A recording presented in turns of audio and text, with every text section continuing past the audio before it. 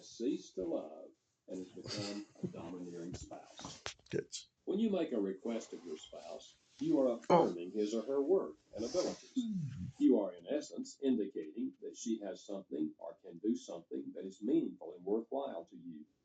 When, however, you make demands, you Cool, will man. become not a lover, but a tyrant. Your spouse will feel Practice not holding your head up. obligated, but be limited. A request introduces the element of choice. Your spouse may choose to respond to your request or to deny it, because love is always a choice. That's what makes it meaningful. To know that my spouse loves me enough to respond to one of my requests communicates emotionally that she cares about me, respects me, admires me, and wants to do something to please me.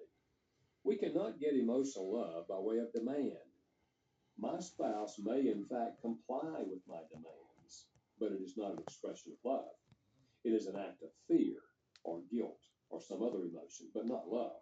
Thus, a request creates the possibility for an expression of love, whereas a demand suffocates that possibility. Various dialects.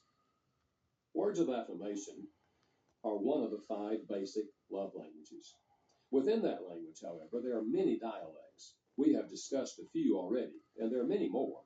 Entire volumes and numerous articles have been written on these dialects. All of the dialects have in common the use of words to affirm one's spouse. Psychologist William James said that possibly the deepest human need is the need to feel appreciated. Words of affirmation will meet that need in many individuals. If you are not a man or woman of words, if it is not your primary love language, but you think it may be the love language of your spouse, let me suggest that you keep a notebook titled Words of Affirmation. When you read an article or book on love, record the words of affirmation you find. When you hear a lecture on love, or you overhear a friend saying something positive about another person, write it down. In time, you will collect quite a list of words to use in communicating love to your spouse. You may also want to try giving indirect words of affirmation. That is, saying positive things about your spouse when he or she is not present. Eventually, someone will tell your spouse, and you will get full credit for love. Tell your wife's mother how great your wife is. When her mother tells her what you said, it will be amplified, and you will get even more credit. Also, affirm your spouse in front of others when he or she is present. When you are given public honor for an accomplishment, be sure to share the credit with your spouse. You may also try your hand at writing words of affirmation. Written words have the benefit of being read over and over again. I learned an important lesson about words of affirmation and love languages in Little Rock, Arkansas. My visit with Bill and Betty Jo was on a beautiful spring day. They lived in a cluster home with a white picket fence, green grass, and spring flowers in full bloom.